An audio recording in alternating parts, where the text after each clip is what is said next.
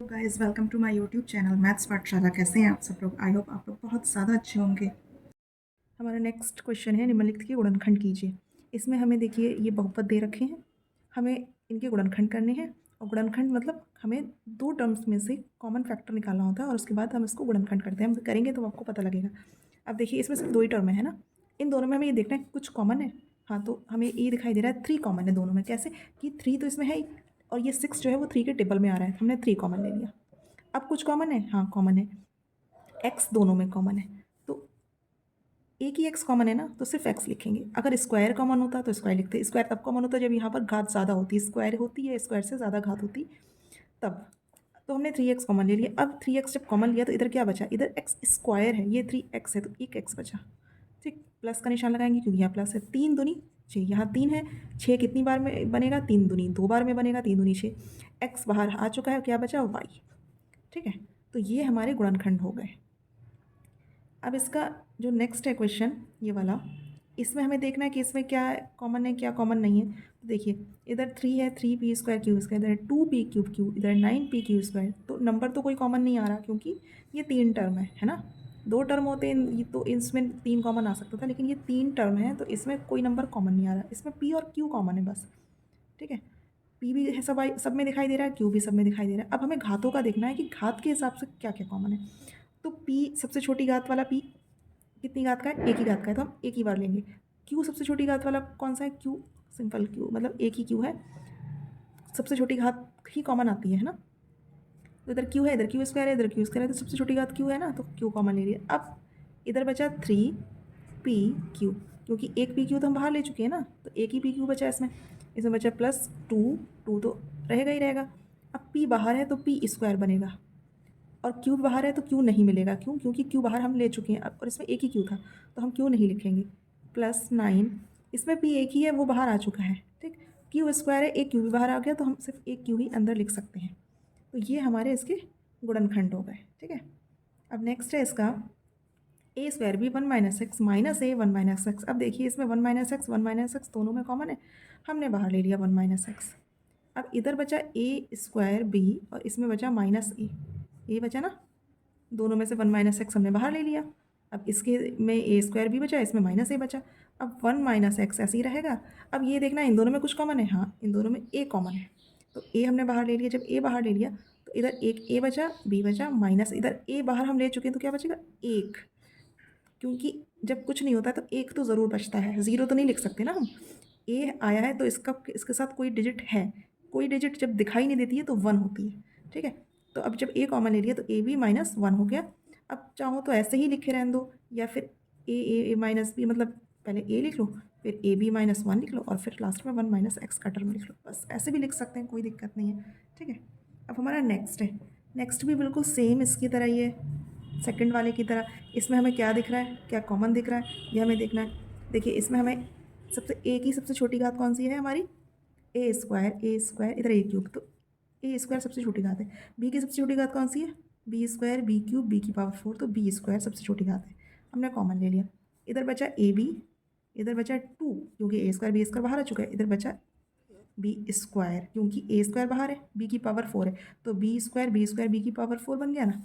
तो हमारा ये इसका आंसर हो गया। ठीक है, इससे ज़्यादा ये सॉल्व नहीं हो सकता। इसको चाहो तो सीक्वेंस में लिख सकते हैं, जैसे a² b² तो ये रहेगा ही रहेगा, पहले b² लिख लो, फिर ab लिख लेते हैं और फिर कांस्टेंट डिजिट लिख लेते हैं। ठीक है, तो ये इसका आंसर हो गया, यानी ये इसका गुणनखंड हो गया।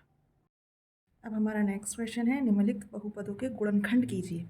अब ये जो बहुपद दे रखे हैं हमें इनके गुणनखंड करने हैं। इसमें देखिए 4 टर्म है, तो हम 2 2 लेकर के कॉमन लेंगे और उसके बाद उसको सॉल्व करेंगे। तो सबसे पहले x+3y में कुछ भी कॉमन है, कुछ भी कॉमन नहीं है, तो समझ लीजिए 1 है, हमने सीधे लिखा 1, कॉमन लेंगे 2x + 3y। जब कुछ भी कॉमन नहीं होता है तो 1 होता है। ठीक है, यहाँ पर कुछ कॉमन है तो सिर्फ एक x कॉमन दिखाई दे रहा है और कुछ भी कॉमन दिखाई नहीं दे रहा है, तो एक x कॉमन ले लेंगे और ब्रैकेट में आ जाएगा 2x + 3y।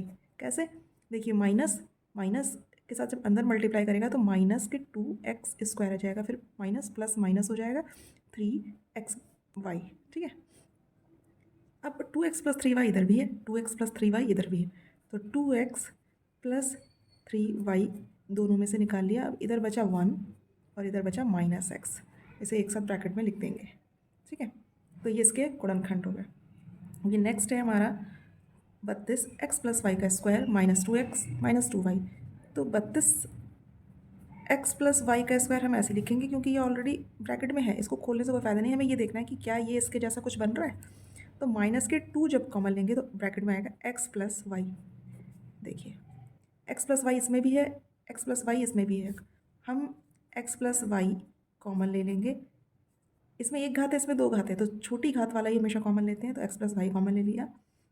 और एक चीज़ और, 2 भी कॉमन ले लेते हैं क्योंकि 2 देखिए 32 को कट कर रहा है 16 बार से, तो 2 भी कॉमन ले लेते हैं। तो क्या आ जाएगा ब्रैकेट में, 32 को कितनी बार में कट कर रहा है, 16 बार में। 16 दूनी 32 होता है। x + y एक कॉमन है तो एक x + y अंदर आ जाएगा, और माइनस ये 2x + y बिल्कुल पूरा का पूरा बाहर है, तो इसका मतलब इसमें आ जाएगा 1।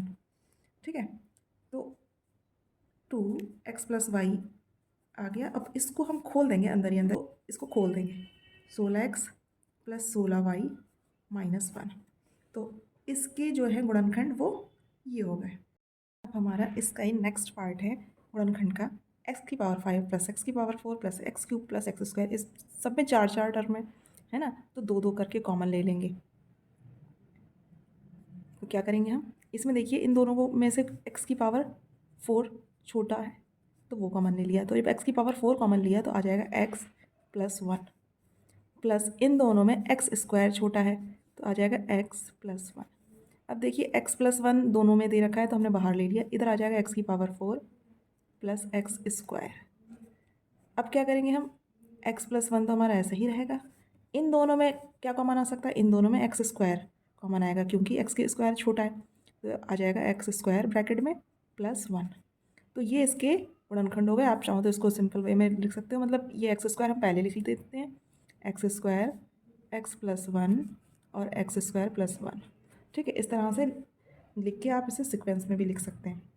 ठीक, अब हमें क्या करना है, या तो हम x कॉमन लेके इकट्ठे कर लें, या हम a कॉमन लेके इकट्ठे कर लें। तो ऐसा करते हैं, हम सबसे पहले x वाले टर्म लिख लेते हैं, ax + bx + cx, ये वाला। ठीक है, हमने एक साथ लिख लिया। उसके बाद फिर ay, देखिए ये रखा ay, फिर + by + cy। देखिए हमने y वाले टर्म एक साथ लिख लिया, x वाले टर्म एक साथ लिख लिया। अब हम क्या करेंगे, इधर x कॉमन ले लेंगे, तीनों में दे रखा है x, तो a + b + c। इधर y कॉमन ले लेंगे, तीनों में देखिए y दे रखा है, तो a + b + c। अब a + b + c इसमें भी है, इसमें भी हम क्या करेंगे, इसको बाहर ले लेंगे, a + b + c कॉमन वाला बाहर ले लिया। अब इसकी साइड से है x प्लस इसकी साइड से बचा हुआ है y, तो x + y। अब ये दोनों जो है वो इसके गुणनखंड हो गए। ठीक है, अब हमारा नेक्स्ट पार्ट है इसका, 5pq + 10pr + 2r² + qr। ठीक है, इसमें क्या हो सकता है, इसमें देखिए देखो इन दोनों में 2 करके हम कॉमन लेते हैं ना, तो इन दोनों में 5 कॉमन आ रहा है, ठीक, p भी कॉमन आ रहा है, और कुछ कॉमन आ रहा है नहीं, क्योंकि इसमें q है, इसमें आ रहा है। ठीक है, तो 5 भी कॉमन आ रहा है, हमने ले लिया, तो इसमें बचेगा q + 5 दूनी 10 और r बचेगा। ठीक है, तो q + 2r बचा, प्लस अब देखिए इसमें क्या कॉमन आ रहा है, सिर्फ r कॉमन आ रहा है, क्योंकि q इसमें नहीं है और 2 इसमें नहीं है, तो r कॉमन ले लिया, तो आ जाएगा 2r + q। अब देखेंगे, देखिए इसमें है q + 2r, इसमें है 2r + q, है तो सेम, कोई फ़र्क तो नहीं है ना, दोनों जुड़े हुए हैं। देखिए दोनों प्लस में है, 2r + q, q + 2r, यानी कि सिर्फ सीक्वेंस बदला हुआ है, बाकी दोनों बिल्कुल सेम है। तो हम ऐसा करेंगे, q के बाद r आता है ना, तो q + 2r लिख लेंगे, ये भी यही है ना, और इसमें लिखेंगे 5p, और इसमें से बचा हुआ है +r। ठीक है, इसकी तरफ से बचा 5p, इसकी तरफ से बचा +r, बाकी q + 2r दोनों में मौजूद है। तो ये इसके गुणनखंड हो गए। आई होप आपको गुणनखंड बहुत अच्छे से समझ में आ गए होंगे। अब गुणनखंड का हमारा नेक्स्ट क्वेश्चन आ गया है। इसमें जो है देखिए 3 टर्म्स में दे रखे हैं, और जब इस तरह से होता है तो हमें जो है गुणनखंड इसके मध्य पद को बांट कर करने होते हैं, या फिर इसको फार्मूले में कन्वर्ट करके करने होते हैं। जैसा भी हमें ईजी लगेगा हम वैसा करेंगे। फार्मूले में कन्वर्ट करने का मतलब ये है कि ये हो सकता है किसी के होल स्क्वायर का फार्मूला हो, ये किसी के होल स्क्वायर का फार्मूला हो, ये किसी के होल स्क्वायर का फार्मूला हो, है ना। या फिर अगर फार्मूला नहीं बन पा रहा है तो हम इसका जो जो बीच का टर्म होता है इसके 2 भाग करते हैं, और इस हिसाब से करते हैं कि मल्टीप्लाई करने पे ये आए और जोड़ने या घटाने पर ये आए। ठीक है, तो अब हमें ये देखना है ये किस टाइप का है गुणनखंड, और हम फिर वैसे ही करेंगे। तो देखिए ये तो एक्स स्क्वायर है, ठीक है। ये है 9, 9 किसका स्क्वायर होता है? 3 का, ठीक है। तो सबसे पहले हम ऐसा करते हैं, बिल्कुल जो इसको एक्स स्क्वायर लिखेंगे प्लस इसको अभी थोड़ी देर के लिए छोड़ देंगे, 2 ए बी होता है ना फार्मूले में, तो 2 लिख लो, 2 इंटू ए और बी की जगह छोड़ देते हैं, प्लस ये है 9 यानी 3 का स्क्वायर है ना।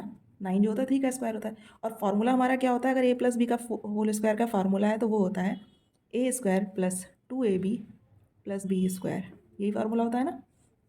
तो हमें जो है इसके हिसाब से ये बनता हुआ दिखाई दे रहा है, ठीक है। तो हम उस हिसाब से हम गुणनखंड कर लेंगे। अब ए स्क्वायर ये हो गया, बी स्क्वायर ये हो गया, तो 2 फार्मूले में है। ए की जगह हम क्या लिख सकते हैं? एक्स, हमने एक्स लिख दिया। बी की जगह हम क्या लिखेंगे? 3, हमने 3 लिख दिया। अब हमें ये देखना है कि क्या ये 6 आ रहा है, तो देखिए 2 3 6, एक्स बन गया ये। तो इसका मतलब ये होल स्क्वायर का फॉर्मूला बन रहा है और हम इसे इजीली लिख सकते हैं एक्स प्लस 3 का स्क्वायर, ठीक है। आई होप आपको ये वाला क्वेश्चन समझ में आया होगा। अगर नहीं आ रहा है तो हम सेकंड वाला करते हैं, बिल्कुल सेम इसी की तरह है। देखिए 9x स्क्वायर हम इसे लिख सकते हैं 3x का पूरे का स्क्वायर लिख सकते हैं, 9x स्क्वायर माइनस 2 इंटू फार्मूले के अकॉर्डिंग 2 दूनी 4 2 स्क्वायर, ठीक है। मैंने इतनी जगह, हम लोगों ने इतनी जगह इसलिए छोड़ी है ताकि हम इसमें ए और बी एडजस्ट कर सकें। ए और बी का मतलब ये फार्मूले का ए और बी एडजस्ट कर सकें। तो ए स्क्वायर यानी 3x है ना, 3x हम यहाँ लिखेंगे और बी मतलब 2, ठीक है। अब ये देखो ये 12 आ रहा है, 2 3 6 दूनी 12, देखिए आ गया।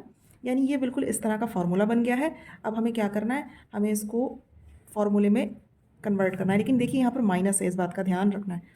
ए माइनस बी का होल स्क्वायर का फार्मूला होता है a square minus 2ab plus b square.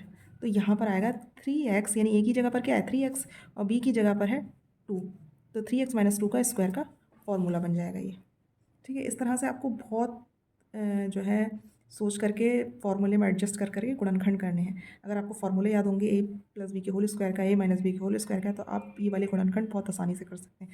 चलिए नेक्स्ट करते हैं।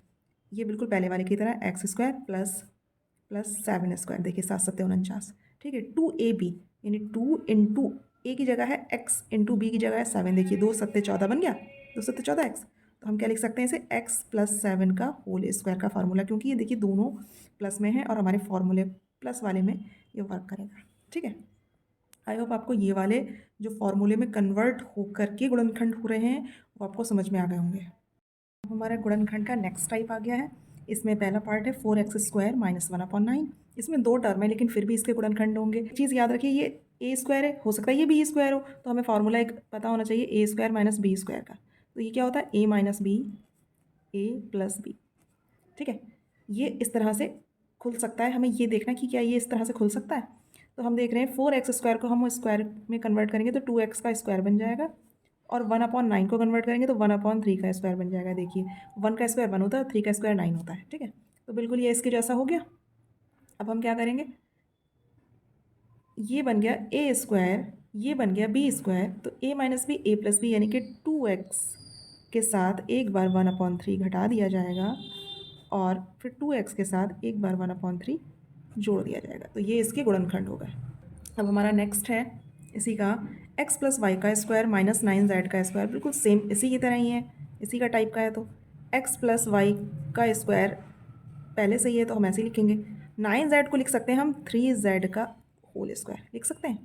तो ये बन गया A square minus B square का फार्मूला, यानी कि एक बार x प्लस वाई में माइनस 3z कर दिया जाएगा और एक बार x प्लस वाई में प्लस 3z कर दिया जाएगा, क्योंकि a minus B A plus B हो गया, सिंपली गुणनखंड है ना। नेक्स्ट है हमारा 16x स्क्वायर, यानी हम इसे लिख सकते हैं 4x का होल स्क्वायर, है ना। 4 चौक 16 और x का स्क्वायर 25y स्क्वायर, इसे हम लिख सकते हैं 5y का होल स्क्वायर, ठीक। अब क्या करेंगे? अब हम 4x माइनस 5y का जो 4x स्क्वायर माइनस 5y का स्क्वायर है, ये इसको क्या बना सकते हैं? ए स्क्वायर माइनस बी स्क्वायर, यानी a माइनस बी, यानी 4x में एक बार 5y घट जाएगा और 4x में एक बार 5y जुड़ जाएगा। आई होप आपको ए स्क्वायर माइनस बी स्क्वायर से जुड़े हुए ये जो गुणनखंड हैं ये आपको समझ में आ गए होंगे। और अगर आपको ये समझ में आ गए हैं तो इसका गुणनखंड क्या होगा मुझे आप कमेंट सेक्शन में ज़रूर बताइएगा। अब हमारा नेक्स्ट है गुणनखंड का, है बिल्कुल वैसा ही, ए स्क्वायर माइनस बी स्क्वायर की ही फॉर्म में है, लेकिन इसमें पावर थोड़ी सी बढ़ गई है, इसमें पावर 4 आ गई है, ठीक है। तो हम इसे क्या कर सकते हैं? हम इसे लिख सकते हैं बिल्कुल सेम वैसे ही करेंगे, बस थोड़ा सा चेंज है, ए स्क्वायर का स्क्वायर लिखेंगे, इसमें बी स्क्वायर का स्क्वायर लिखेंगे, ठीक है। तो चीज़ तो वही है ना, ए स्क्वायर माइनस बी स्क्वायर वाली, ए minus B A plus B, है ना फॉर्मूला। तो क्या करेंगे, ए माइनस बी यानी ए स्क्वायर माइनस बी स्क्वायर, ए प्लस बी यानी ए स्क्वायर प्लस बी स्क्वायर, ठीक है। अब ए स्क्वायर प्लस बी स्क्वायर तो जो है इसका ना ही कोई फार्मूला होता है, ना ही ये खुल पाता है, ठीक है। ये ऐसे ही रहेगा, इसमें चेंज होगा, ये फार्मूला फिर से बन गया, तो हम इसे लिख सकते हैं ए minus B A plus B और ए स्क्वायर प्लस बी स्क्वायर, ये ऐसे ही रहेगा, ठीक है। तो ये हो गए इसके गुणनखंड। अब इसका नेक्स्ट है, इसको क्या लिख सकते हैं, इसको भी बिल्कुल सेम ऐसे ही लिखेंगे, एक्स स्क्वायर का स्क्वायर माइनस 5y स्क्वायर का स्क्वायर, ठीक है। तो हम इसे क्या लिख सकते हैं, x square minus 5y square, एक बार एक्स स्क्वायर में 5y स्क्वायर घट जाएगा, एक बार एक्स स्क्वायर में 5y स्क्वायर जुड़ जाएगा। अब ये x square plus 5y square बिल्कुल सेम रहेगा, इसमें कोई चेंज नहीं होगी।